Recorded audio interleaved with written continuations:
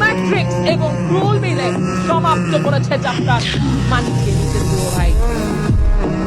Sniper versus sniper যদি fight আরেকটু লম্বা হইতো তাহলে আরেকটু ভালো লাগতো, বাট ফাইট এখানে আরেকটা হবে, সেটা হচ্ছে ফ্রিক 22 ভার্সেস ক্রুল।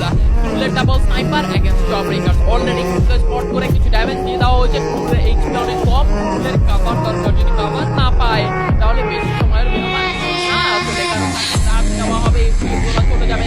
ক্রুলের টেকনিকটা চলে আসে, ক্লিয়ার 4 ভার্সেস 4 আমরা হয়তো বা জিততে পারি যদি জব ব্রেকার্স এই রাস্তা দেয়। আর যদি লঞ্চপ্যাড থাকে ক্রুলের কাছে আমার মনে হয় তারা পজিশন চেঞ্জ করে ফেলবে, বাকি চেঞ্জ না করলেও অ্যাটলিস্ট ক্রুল এখানে পজিশনটা চেঞ্জ করবে, কারণ একটা ডিফারেন্ট অ্যাঙ্গেল থেকে স্নাইপার ব্যাকআপটা থেকে যাবে। অন্যদিকে যদি কভার ছাড়ে কিন্তু তাকে ছেড়ে কথা বলবে না ক্রুল, কারণ দুটোই নক নেওয়া হবে। বলতে বলতে আলিফ ভার্সেস স্পিকারকে নক নেওয়া হয়েছে, বাঁচানোর একটা চেষ্টা করা হয়েছিল ক্রুলের সাইড থেকে। ইলিফ স্নাইপার নিউজ সেখানে দেখতে পাচ্ছিলাম, বাট আলিফের সামনে পসিবল না। খুব সুন্দরভাবে এর আপনাদের নক করেছে, বাট প্রবলেম ইজ যে এবার ক্লিয়ার পসিবল স্পিকারকে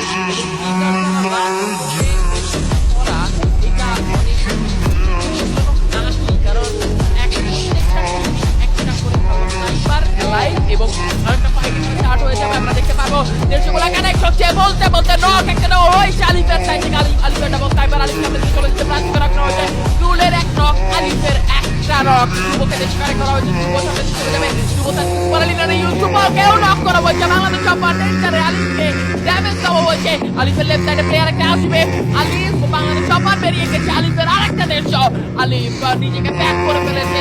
বাংলাদেশ সবারের জন্য যতটা সম্ভব সময় বের করার একটা চেষ্টা ছিল, বাট বাংলাদেশ সবার কেউ এখানে